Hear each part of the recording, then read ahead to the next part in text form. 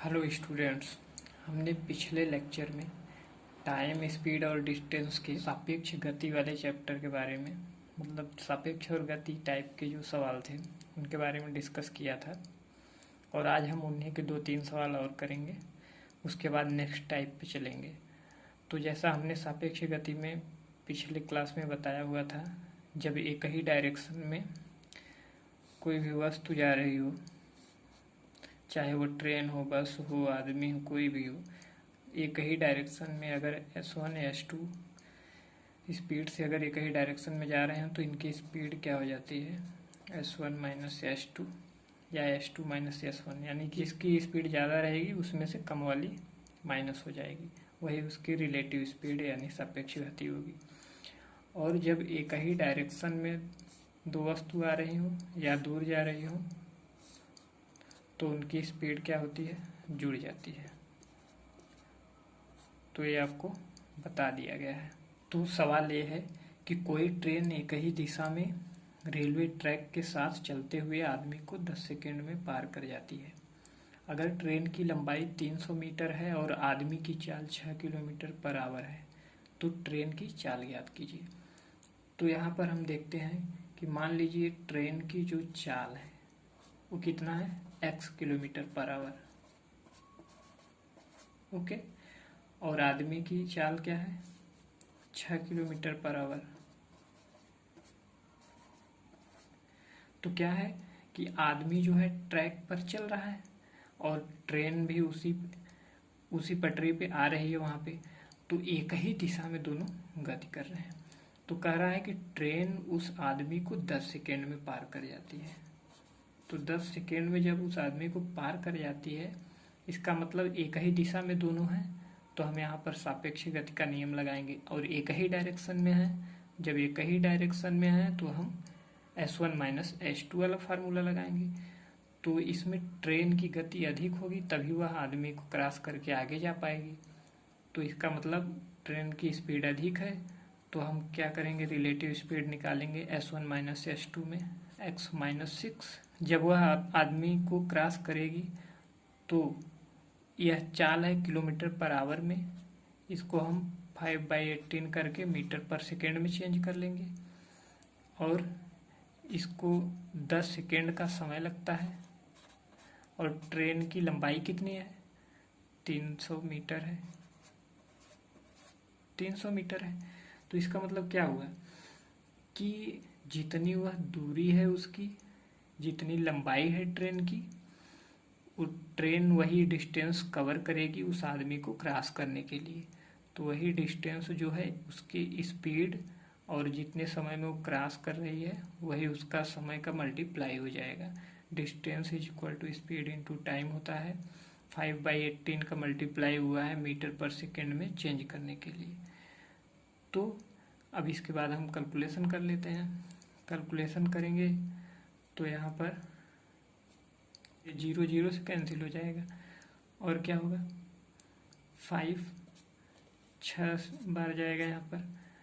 अब ये x minus 6 is equal to 18, 18 छक्का 108 और x इज इक्वल टू 6 आप जोड़ देंगे, 108 प्लस 6 114 मीटर पर सेकेंड, ये इसकी स्पीड आएगी। और इस स्पीड को हम किलोमीटर में चेंज करने के लिए क्या करेंगे, 18/5 से मल्टीप्लाई कर देंगे तो किलोमीटर पर आवर में आ जाएगा। तो अगला सवाल क्या है कि एक ट्रेन के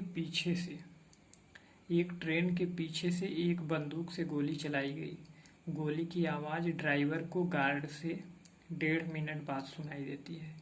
ट्रेन की लंबाई क्या होगी यदि ट्रेन और हवा की गति क्रमशः 60 किलोमीटर पर आवर और 1100 मीटर पर मिनट है। तो मान लीजिए कि ये जो है आपकी ट्रेन है, तो यहाँ पर क्या है, ड्राइवर बैठा है और यहाँ पर गार्ड है। तो यहाँ पर गोली की फायरिंग हुई तो इसकी आवाज़ जो है यहाँ तक आने में कह रहा है कितना समय लगा, 1.5 मिनट। 1.5 मिनट का समय लगा, ओके। तो 1.5 मिनट का समय लगा और ट्रेन की गति कितनी है 60 किलोमीटर पर आवर और गोली की जो है स्पीड है 1100 मीटर पर मिनट। तो स्वाभाविक सी बात है कि गोली की स्पीड ज़्यादा रही होगी, तभी वह यहाँ से ट्रेन को क्रॉस करते हुए यहाँ पर ड्राइवर को सुनाई दी। तो यहाँ पर हम देखते हैं कि ट्रेन भी जिस दिशा में गति कर रही है उसी दिशा में गोली की आवाज़ भी। तो यहाँ पर फिर से हम सापेक्ष गति लगा सकते हैं। तो सबसे पहले सापेक्ष गति लगाने के लिए हम थोड़ा सा कन्वर्ट करते हैं इसका जो यूनिट है। ओके, तो 60 किलोमीटर पर आवर है, तो हम इसको 1000 अपॉन मिनट में चेंज करते हैं। तो यहाँ पर कैंसिल हो जाएगा, तो ट्रेन की स्पीड आपकी आ जाएगी 1000 मीटर पर मिनट। 1000 मीटर पर मिनट ये आपकी ट्रेन की है।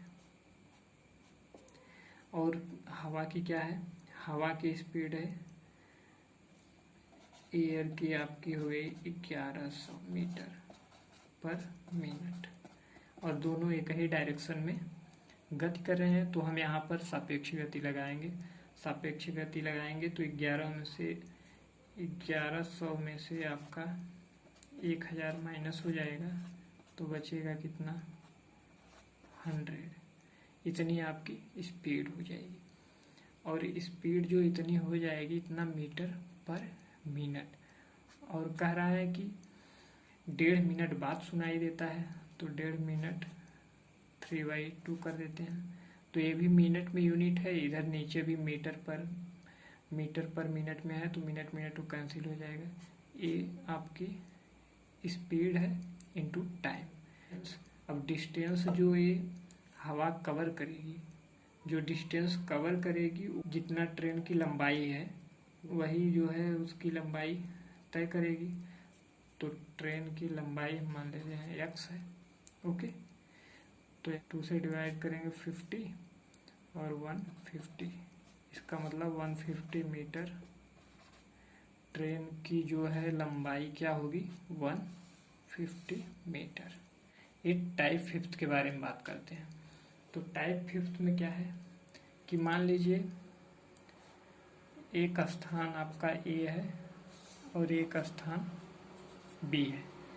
तो यहाँ से एक ट्रेन आपकी यहाँ से चली A से और एक B से, और ये दोनों आकर किसी स्थान पर मिल जाते हैं। ओके, तो अगर ये किसी स्थान पर आके यहाँ पर मिलते हैं तो आपको पता होना चाहिए जब ये दोनों ट्रेनें एक ही समय पर यहाँ से निकलती हैं। जैसे कि मान लिया हमने 9 बजे यहाँ से एक ट्रेन निकली और 9 बजे ये भी, जब एक ही समय पर दोनों ट्रेनें एक यहाँ से निकलेगी और दोनों किसी स्थान पर जाकर मिलती हैं कहीं भी, तो जितना समय इसको यहाँ से यहाँ आने में लगेगा उतना समय B से यहाँ आने में लगेगा। इसका मतलब दोनों ट्रेनों को तो उसका समय जो होगा वो हमेशा सेम होगा अगर उस सेम समय पर किन्हीं दो स्थानों से निकलती हैं। तो जब टाइम सेम हो जाएगा तो आपको पता है स्पीड इक्वल टू क्या होता है, speed equal to distance upon time, और दूसरे का स्पीड मान लें s2 है तो d2 अपॉन टाइम। तो हम देखते हैं कि s1/s2 क्या हो जाता है d1/d2। इसका मतलब टाइम आपका कांस्टेंट हो गया। यहाँ पर इस कंडीशन में टाइम कांस्टेंट होता है। तो इस तरह के सवालों को हम लगाने के लिए कुछ सवाल प्रैक्टिस करेंगे, इस तरह के फार्मूले किस तरह से यूज़ होते हैं। तो आइए सवाल देखते हैं। तो क्या है इसमें P और Q 30 किलोमीटर पर आवर और 40 किलोमीटर पर आवर की स्पीड से A से B और B से A की तरफ चलती हैं। तो ट्रेन Q B से 200 मीटर की दूरी पर ट्रेन P से मिलती है। तो ट्रेन P की तय की गई दूरी ज्ञात कीजिए। तो जैसे हमने एक दो स्थान ए और बी हमने लिया, ट्रेनें हैं पी और क्यू, ये दोनों कहीं पर मान लीजिए आकर मिलती हैं यहाँ पर। तो ट्रेन पी और क्यू यहाँ पर मिलती है और कह रहा है क्यू जो है 200 मीटर की दूरी तय करती है जहाँ पर ये मिलती है। तो हमने कहा कि जब दोनों ट्रेनें, जब दो वस्तु दो जगह से चलती हैं एक ही समय पर और वो कहीं पर जाकर एक दूसरे से मिलें, तो वहाँ पर टाइम हमेशा सेम होता है। जितना समय ये यहाँ से यहाँ आने में मिलेगी उतना ही यहाँ से ये यहाँ पर आने में समय लगेगी। इसका मतलब टी सेम है। इसका मतलब स्पीड का रेशियो डिस्टेंस के रेशियो के सेम होगा। इसका मतलब जैसे S1/S2 है, D1/D2 के इक्वल होगा, यानी कि रेशियो सेम होगा। तो हमें स्पीड का रेशियो पता चल जाएगा जो दिया है। तो यहाँ से D1/D2 निकल के आ जाएगा हमारा D1:D2 क्या होगा, 30/40 है तो 3/4 हो जाएगा। 3/4 हो जाएगा। हमें दिया है कि ट्रेन क्यू जो है 200 मीटर की दूरी पर मिलती है, तो ये हो जाएगा 200, तो 1 = 50 हो जाएगा। 1 = 50 तो 3 150।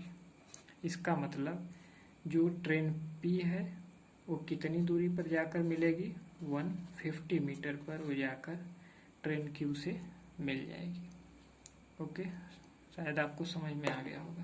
अगला सवाल देखते हैं। एक चोर सिपाही को 120 मीटर की दूरी पर देखता है और भागने लगता है, तो पुलिस कितने समय में चोर को पकड़ लेगा यदि चोर व पुलिस की चाल क्रमशः 30 किलोमीटर/आवर व 40 किलोमीटर/आवर है। तो मान लीजिए यहाँ पर आपकी पुलिस है, ओके, यहाँ पर आपका चोर है, ओके, जो 120 मीटर की दूरी पर है। यहाँ पर चोर पुलिस को देखता है और पुलिस को देखते ही चोर जो है भागना शुरू कर देता है।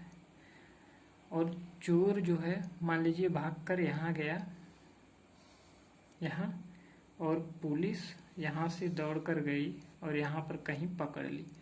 क्यों पकड़ ली? क्योंकि इसकी स्पीड ज़्यादा है। इसकी स्पीड कितनी है, 30 किलोमीटर/आवर। ओके, तो यहाँ से इतना 30 किलोमीटर/आवर है। मान लिया हमने कि चोर जो है जहाँ से भागना शुरू करता है वह डिस्टेंस कितना है, d है, ओके, और इसकी स्पीड कितनी है, ये 120 है और ये पूरा d है।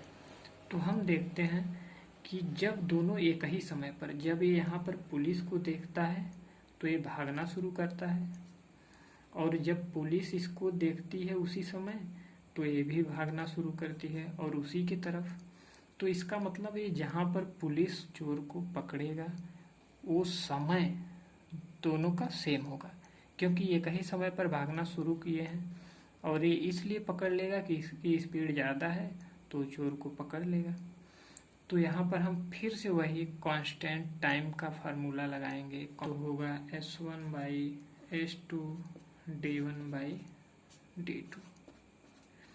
तो हमें पता है कि स्पीड जो है पुलिस की, ये पुलिस मान लीजिए और ये थीफ चोर का है, तो पुलिस का कितना है, 40 है और इसकी स्पीड 30 है।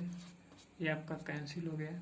इसका मतलब DP रेशियो DT यानी पुलिस की, तो इसका 4:3 है। तो देख रहे हैं चोर जितनी डिस्टेंस तय कर रहा है, पुलिस 120 मीटर ये डिस्टेंस भी तय कर रहा है और उसके बाद D+D भी, यानी 120 मीटर अधिक डिस्टेंस तय कर रहा है, किससे, चोर से। तो इसमें देखिए, तो वही जो है एक जो अधिक है इसका जो डिफरेंस है वही 120 के बराबर आएगा। इसका मतलब एक बराबर आएगा, जो डिफरेंस वही 120 के बराबर है। तो 120 के बराबर है, इसका मतलब हुआ कि 3 इज इक्वल टू कितना आ जाएगा, 12×36 ओके। और यही हमारी चोर की डिस्टेंस है, इसका मतलब d इज इक्वल टू 360। अब हमें टाइम निकालना है, तो टाइम हम कहीं से भी निकाल सकते हैं, चाहे पुलिस के स्पीड से चाहे चोर के स्पीड से, क्योंकि दोनों का समय सेम है। तो मान लीजिए किसी एक का ले लीजिए, चलिए चोर का ले लेते हैं।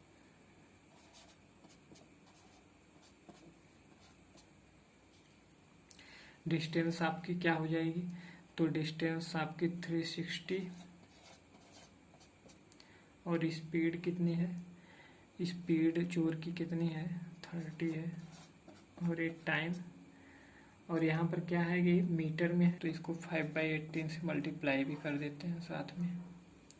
तो साथ में मल्टीप्लाई कर देंगे, यहाँ पर कैंसिल हो जाएगा 316।